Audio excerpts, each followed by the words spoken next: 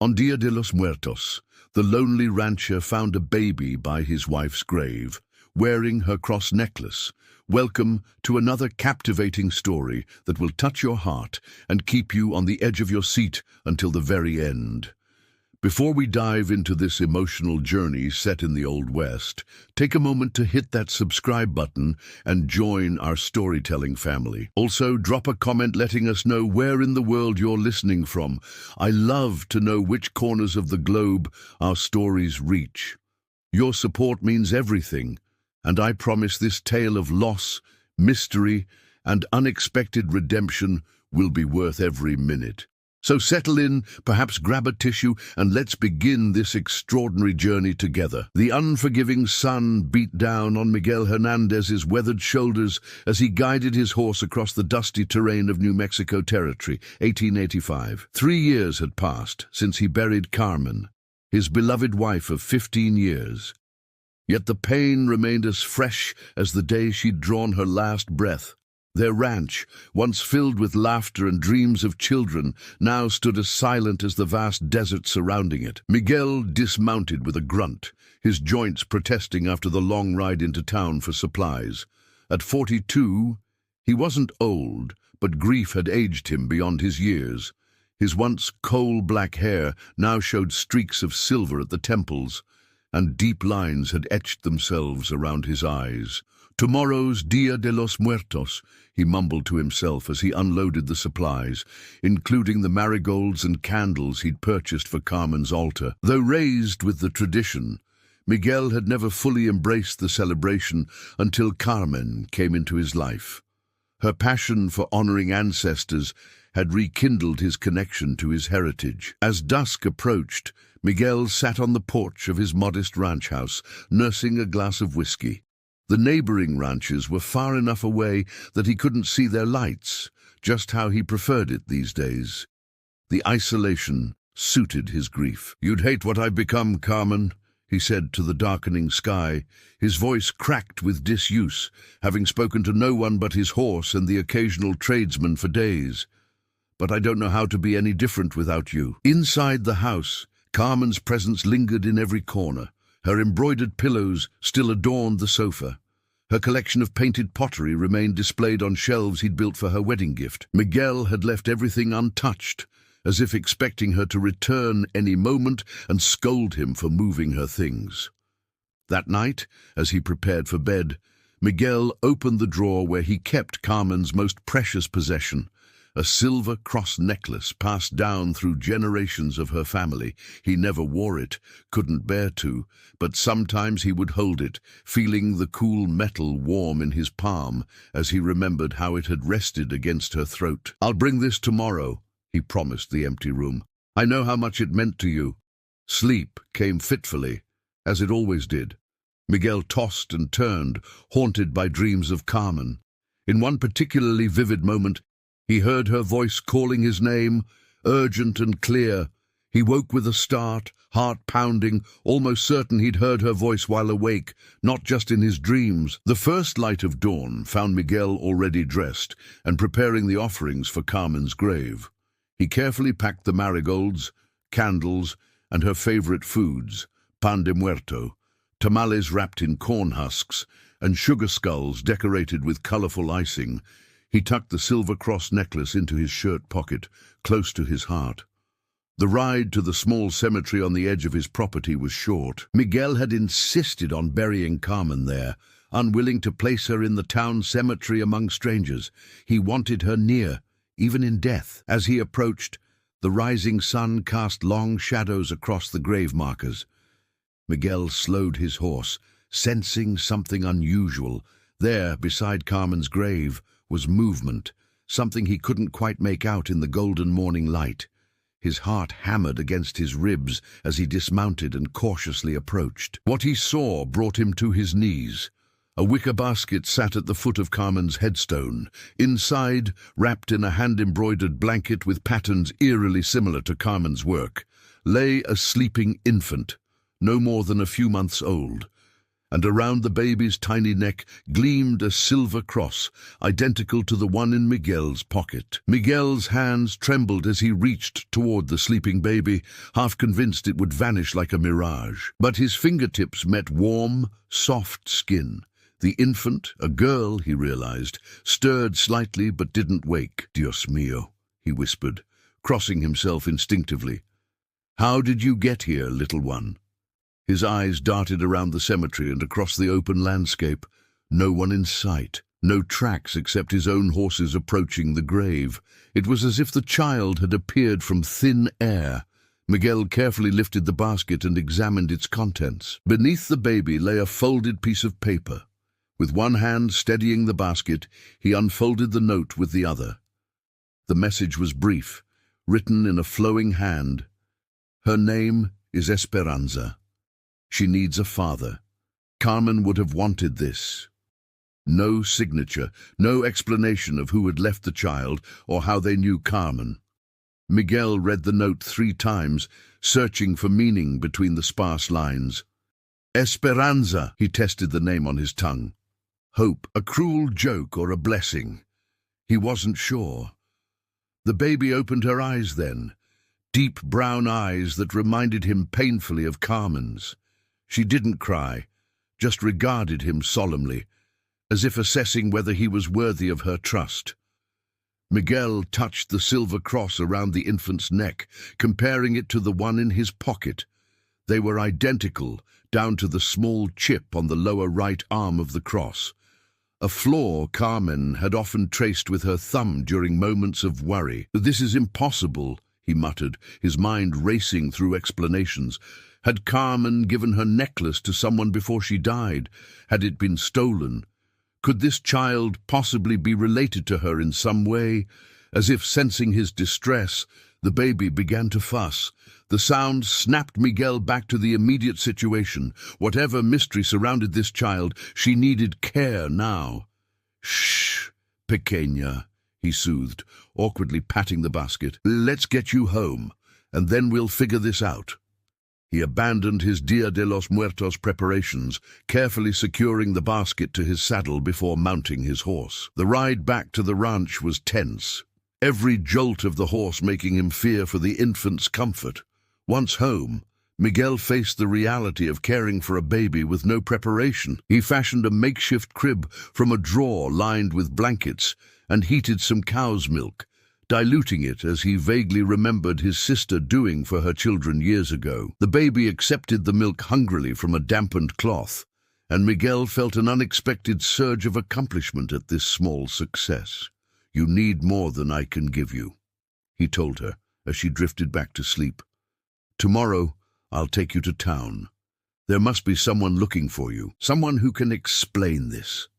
But as night fell and Miguel sat watching the rise and fall of the infant's chest, doubt crept in.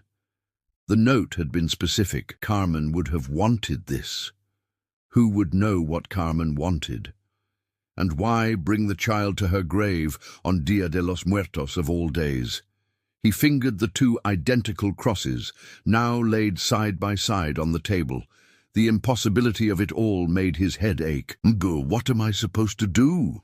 he asked aloud, not sure if he was addressing Carmen, God, or just the silent walls of his lonely home. Miguel slept little that night, waking at every small sound from the baby. By morning, his resolve to take her to town had weakened. What if they separated them before he had answers? What if no one claimed her and she ended up in an orphanage? Instead, he rode to his nearest neighbor, the widow Reyes, whose children were grown. She listened to his story with wide eyes, but didn't question its strangeness, simply offering practical advice on caring for an infant and sending him home with borrowed baby clothes and proper bottles. "The Lord works in mysterious ways, Miguel," she said as he prepared to leave.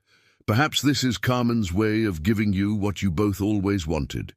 Miguel didn't respond. He couldn't bring himself to believe such things, yet he couldn't deny the comfort the small, warm bundle brought to his cold, empty house. That night, as Esperanza slept in her makeshift crib, Miguel completed the interrupted Dia de los Muertos ritual at home. He set up the altar with photos of Carmen, the marigolds, candles, and food. For the first time since her death, he spoke to her memory with something other than grief in his heart. "And did you send her to me somehow?" he asked the smiling face in the photograph. "Is this your way of telling me to live again?" No answer came, but as he sat in contemplation, the baby began to cry. Miguel rose to tend to her, and as he cradled her against his chest, he felt something he hadn't experienced in 3 long years. Purpose. A week passed before Miguel ventured into town with Esperanza. He delayed the inevitable questions, learning to care for her with Widow Reyes's occasional guidance. But supplies ran low, and he needed to see if anyone recognized the child or knew of a missing baby. San Miguel, the small settlement nearest to his ranch, consisted of little more than a general store, saloon, church, and scattered houses. Yet news traveled fast in such places, and Miguel braced himself for the attention they would draw. He wasn't disappointed. The moment he stepped into Hernandez's general store, no relation despite the shared surname, conversation halted. Every eye turned to the bundle strapped to his chest in a carrier the Widow Reyes had fashioned. "Miguel Hernandez!" store owner Eduardo exclaimed. "What have you got there?" Miguel told a simplified version of the truth. He'd found an abandoned baby and was caring for her until her family could be located. He omitted the grave site, the identical cross, and the note mentioning Carmen. "Strange timing," remarked Mrs. Garza, the schoolteacher's wife. "Right around when that traveling group passed through." "What traveling group?" Miguel asked, his interest piqued. "Performers of some kind," Eduardo explained. "Stayed one night at the edge of town about 10 days ago. Peculiar folk, had a wagon painted with stars and moons. Some said they were fortune-tellers." Miguel's heart quickened. "Were there any young women with them? Anyone who might have been with child?" The gathered townspeople exchanged glances, considering. "There was one," Mrs. Garza finally said. "A young woman who kept to herself. Pretty thing with dark hair. I didn't notice if she was in a family way, though." "Where were they headed?" Miguel pressed. "South, toward Las Cruces," Eduardo answered. "Oh, but Miguel, you're not thinking of following them. What would you do with the baby in the meantime?" The question struck him like a physical blow. In just 1 week, the thought of parting with Esperanza had become painful. Still, if her mother was among those travelers, possibly coerced or in trouble, "I need to know where she came from," he said firmly. As Miguel gathered his supplies, Sheriff Jenkins entered the store. The lawman's eyes immediately fell on the baby. "Heard you've taken in a foundling, Hernandez," he said, approaching. "Mind if I have a look?" Miguel tensed, but nodded. The sheriff peered at Esperanza's sleeping face, then looked back at Miguel with narrowed eyes. "Interesting timing," Jenkins mused. "Got a telegraph last week about a kidnapped infant from Santa Fe. Wealthy family, big reward." The store fell silent again. All eyes on Miguel. "This child was abandoned," Miguel stated, meeting the sheriff's gaze steadily. "Found her on my property 7 days ago." "And you're just now reporting it?" Jenkins raised an eyebrow. "I'm reporting it now," Miguel countered, "and asking if anyone knows of a mother looking for her child." Sheriff Jenkins studied him a moment longer, then shrugged. "The Santa Fe baby was a boy anyway, but if you're keeping her, there's paperwork. Church records. Can't just have unclaimed children floating around." "I'll speak with Father Domingo," Miguel promised, relieved the sheriff wasn't pressing the issue further. As Miguel prepared to leave, an elderly woman he recognized as Senora Vasquez approached. She'd rarely spoken to him before, keeping mostly to herself on the outskirts of town, where she sold herbs and remedies. "That cross the child wears," she said quietly, pointing to the silver necklace visible at Esperanza's neck. "It's very distinctive." Miguel froze. "You recognize it?" She nodded slowly. "It resembles one I saw years ago, belonging to the Ortega family. Old Spanish blood. They had land grants south of here before the American War. My wife's maiden name was Ortega," Miguel said, his voice barely above a whisper. Carmen Ortega. Senora Vasquez's eyes widened. And I didn't know. I arrived after she had passed. She leaned closer. The Ortegas were said to have gifts, connections to the other side, especially strong during Dia de los Muertos. Miguel wanted to dismiss her words as superstition, but the identical crosses weighed heavily in his mind. What are you suggesting? Nothing, she said, backing away. Only that some bonds transcend death, especially for mothers. With that cryptic remark, she left the store. The ride home was turbulent with thoughts. Could Esperanza somehow be connected to Carmen's family? The Ortegas had been scattered after the Mexican-American War, Carmen's immediate family relocating to this area. She'd spoken little of extended relatives. That evening, as Miguel fed Esperanza her bottle, a knock came at the door, unusual for his isolated ranch. He opened it to find Father Domingo standing there, the wind tugging at his black cassock. The Sheriff Jenkins mentioned your situation, the priest said. I thought I might be of assistance. Miguel invited him in, grateful yet wary. Father Domingo blessed Esperanza, then turned to practical matters. If you wish to keep her, I can record her as your ward in the church registry. It would give her legitimacy until formal adoption can be arranged.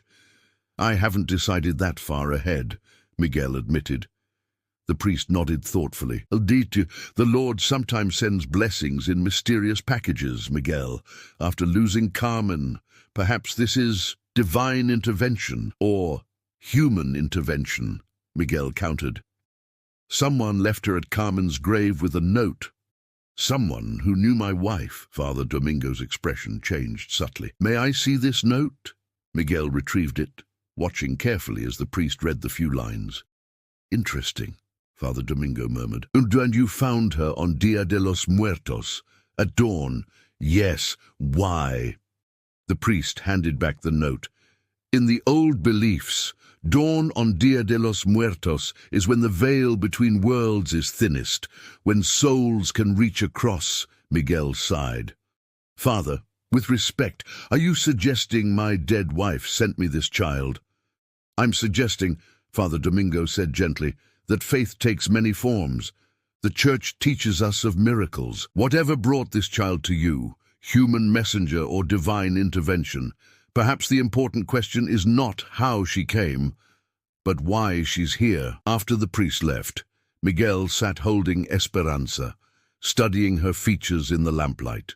Her eyes, so like Carmen's, the curve of her mouth. Was he imagining the resemblances? Who are you, little one? He whispered. And why did they bring you to me? For the first time, Esperanza smiled at him, a toothless, dimpled smile that made his heart constrict. In that moment, Miguel realized with absolute clarity that whatever forces had brought her to his door, he would fight to keep her there. 2 months passed, and winter settled over the New Mexico territory. Miguel established a routine with Esperanza, his days now structured around her needs rather than his grief. The ranch, neglected since Carmen's death, slowly came back to life as he repaired fences and tended livestock with renewed purpose. The mystery of Esperanza's appearance remained unsolved. Miguel had inquired about the traveling performers, but they had vanished without trace beyond Las Cruces. No reports of missing infants matched Esperanza's description. The identical crosses continued to baffle him, though he'd stopped questioning the impossibility and simply accepted the miracle of her presence. Father Domingo had recorded Esperanza as Miguel's ward in the church registry, the first step toward legal adoption. The townsfolk, initially suspicious, had mostly accepted the situation, even if whispers of Carmen's ghost baby persisted among the more superstitious. On a crisp December morning, Miguel spotted a rider approaching from the south, unusual as his ranch wasn't on the way to anywhere. He secured Esperanza in her crib, now a proper one purchased from a carpenter in town, and stepped onto the porch, rifle in hand. The rider came slowly, deliberately. As they drew closer, Miguel could make out a slender figure on a dappled mare. A woman, her face obscured by a wide-brimmed hat. She stopped her horse at a respectful distance. Miguel Hernandez, her voice carried across the yard, accented but clear. "That's me," he answered cautiously. "State your business." The woman dismounted gracefully and removed her hat. Long dark hair tumbled down, framing a face that struck Miguel with its familiarity, though he was certain they'd never met. "My name is Lucia Ortega," she said.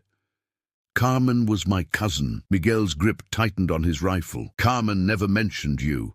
We lost touch after her family moved north," Lucia explained. "I've been searching for her for years. Only recently did I learn of her passing." Her eyes filled with genuine sorrow. "And of the child." Miguel felt as if the ground had shifted beneath him. "What do you know about Esperanza?" Lucia approached slowly, hands visible. "May I come inside? This is a conversation best had sitting down." After a moment's hesitation, Miguel nodded, leading her into the house.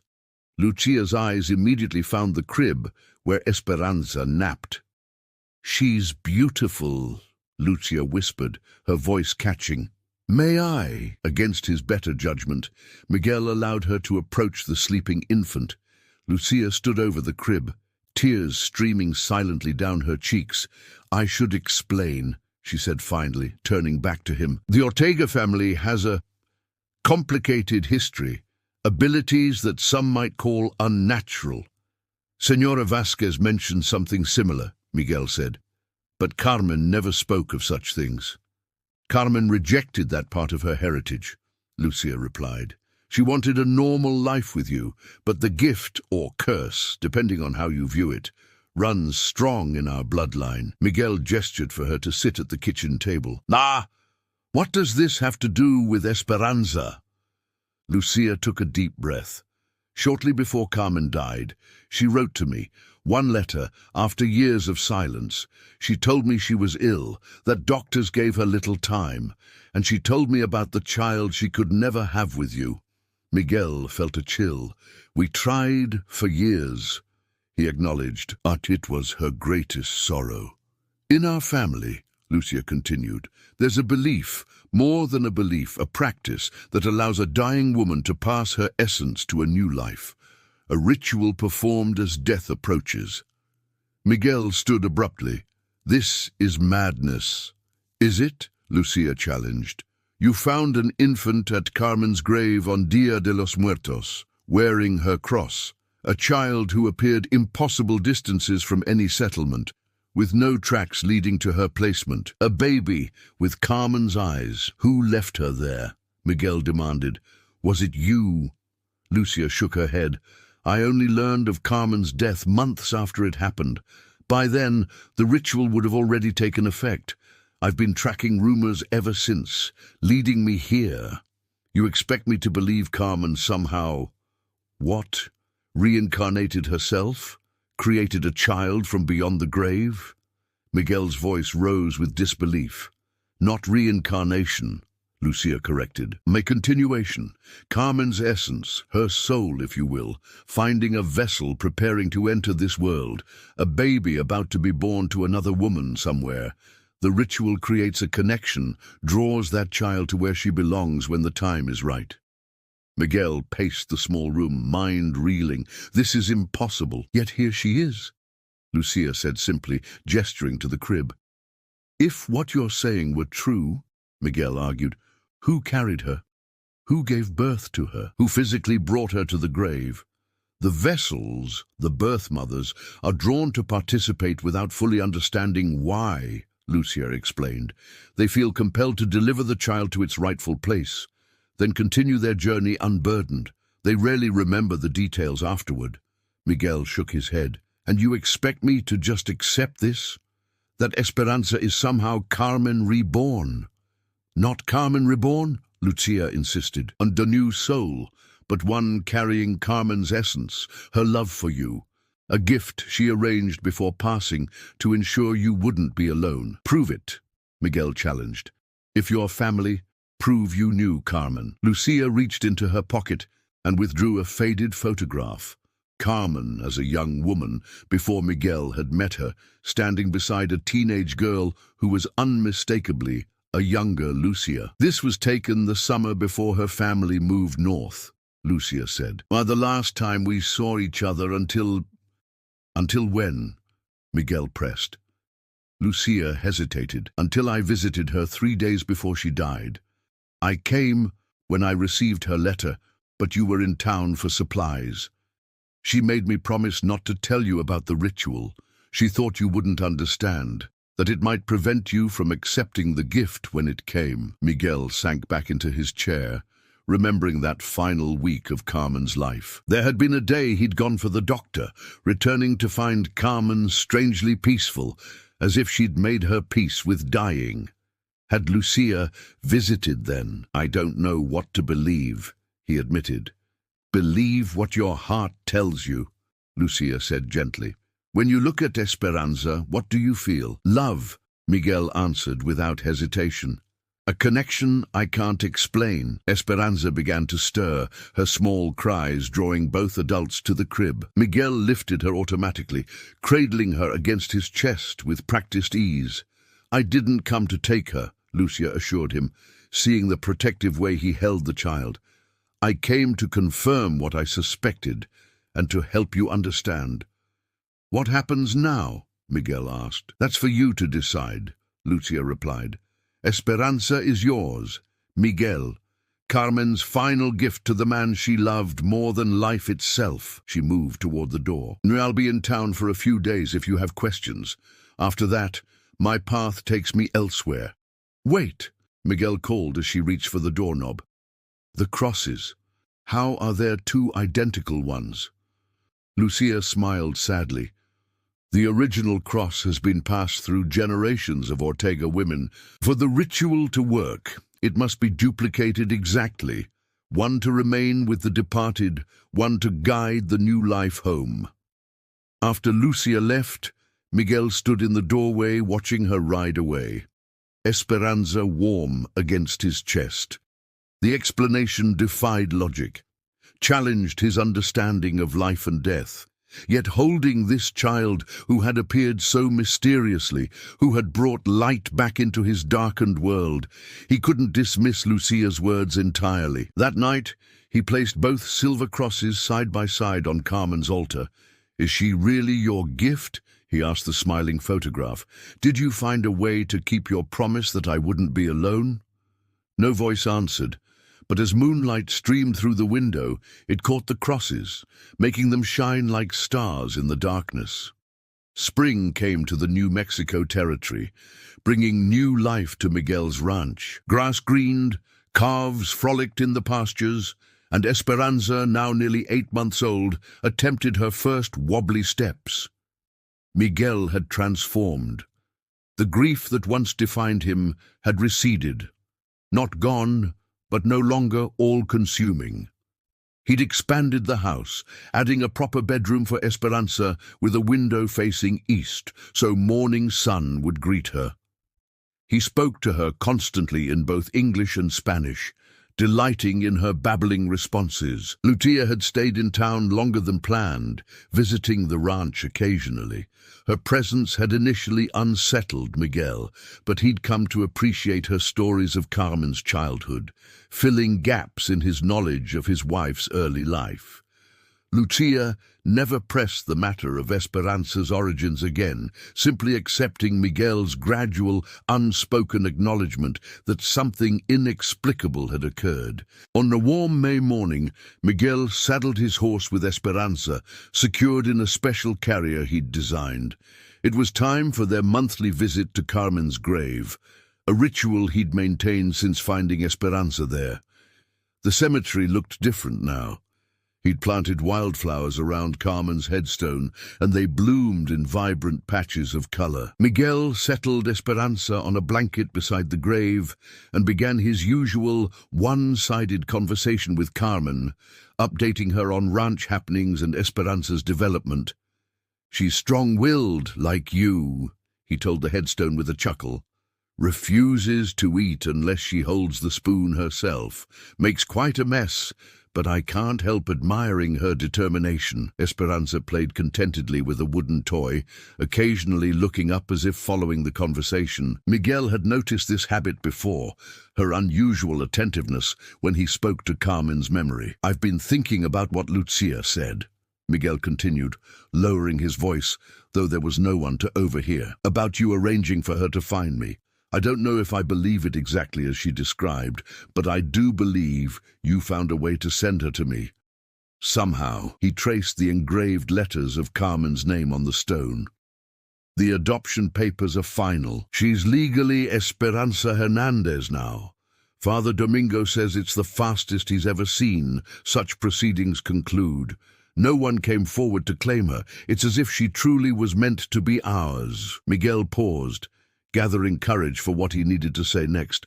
"I'm letting go, Carmen. Not of you, never of you, but of the grief that's been drowning me. Esperanza needs a father who embraces life, not one lost in mourning. I think that's what you wanted when you sent her to me." As if in response, Esperanza suddenly looked up from her toy, eyes fixed on a point just above Carmen's headstone. She smiled, that heart-melting smile that reminded Miguel so much of Carmen, and extended her tiny hand toward the empty air. "Papa!" she said clearly, her first distinct word. Miguel gasped, tears springing to his eyes. "Yes, pequeña, I'm Papa." But Esperanza wasn't looking at him. Her gaze remained fixed on that empty space, hand reaching. Then, slowly, her focus shifted to Miguel, and she repeated, "Papa," with absolute certainty. A warm breeze stirred the wildflowers, carrying the faint scent of marigolds, though none were in bloom. Miguel felt it brush his cheek like a caress, and for a fleeting moment he could have sworn he heard Carmen's laugh on the wind. Later that day, as they returned to the ranch, Miguel found Lucia waiting on the porch. Her horse was packed for travel. "You're leaving," he observed, dismounting with Esperanza. Lucia nodded. "My work here is done. You understand now, don't you?" Miguel considered her words carefully. "I understand that love finds ways to continue. Whether through your family's ritual or God's design or some mystery I'll never comprehend. Esperanza came to me when I needed her most, when we needed each other. Carmen would be pleased," Lucia said, her eyes bright with unshed tears. "You were all she talked about at the end, how much she loved you, how she couldn't bear the thought of leaving you alone." "I'm not alone anymore," Miguel replied, bouncing Esperanza gently as she began to fuss. "Thanks to her." Lucia approached, pressing something into Miguel's free hand, a small leather-bound journal. Carmen's writings, from the months before she died, her thoughts, her fears, and her hopes for both of you. I think you're ready to read it now." Miguel accepted the journal, throat tight with emotion. "Will you visit again? Perhaps someday." Lucia smiled, touching Esperanza's cheek gently. "But she has you now. My part in this story is complete." After Lucia's departure, Miguel sat on the porch with Esperanza dozing in his lap, Carmen's journal unopened beside him. The setting sun painted the landscape in golds and reds, a beauty he'd been blind to for too long. As darkness fell, he carried Esperanza to her room, tucking her in with tender care. The silver cross, Carmen's cross, hung on a nail above the crib, catching the last light of day. In the quiet of evening, Miguel finally opened Carmen's journal, tracing her handwriting with his finger. The first entry, dated shortly after her diagnosis, began with words that made his heart both break and heal at once. "My dearest Miguel, if you are reading this, then my final gift has found you. I couldn't give you the child we dreamed of in life, but perhaps in death I can keep my promise that you would never truly be alone." Miguel read until midnight, tears flowing freely. Carmen's words spoke of her fear, her pain, but mostly of her enduring love. The final pages detailed her meeting with Lucia, her decision to attempt the ritual her cousin described, not with full belief, but with desperate hope. The last entry, written the day before she died, contained just one line. "Love finds a way, mi amor, Watch for her at dawn. Miguel closed the journal and went to check on Esperanza. She slept peacefully, one small hand curled around the wooden toy he'd carved for her. In sleep, the resemblance to Carmen was stronger, something in the curve of her cheek, the set of her mouth. "Thank you," he whispered, addressing both the sleeping child and the wife he'd lost, "for finding a way back to me." Outside, stars crowded the desert sky, brilliant and countless. Miguel stood on his porch, no longer a lonely figure in an empty landscape, but a father with purpose, a man with a future to build. The mystery of Esperanza's arrival would always remain partly unexplained. Some in town still whispered of ghosts and miracles. Sheriff Jenkins maintained someone had simply abandoned the child, knowing Miguel would care for her. Father Domingo spoke of divine providence. Miguel had stopped seeking a single explanation. Life held mysteries beyond understanding. And love, well, love was perhaps the greatest mystery of all. It could transcend logic, defy explanation, and sometimes, just sometimes, it could even transcend death itself. As he looked up at the endless stars, Miguel made a promise of his own. "I'll tell her about you every day, Carmen. She'll know how much you wanted her, how far you went to bring her to us. Your love will live in her, always." Somewhere in the distant hills, a coyote called, a lonely sound transformed by Miguel's new perspective into a song of life continuing, of promises kept, of love finding its way home. The end.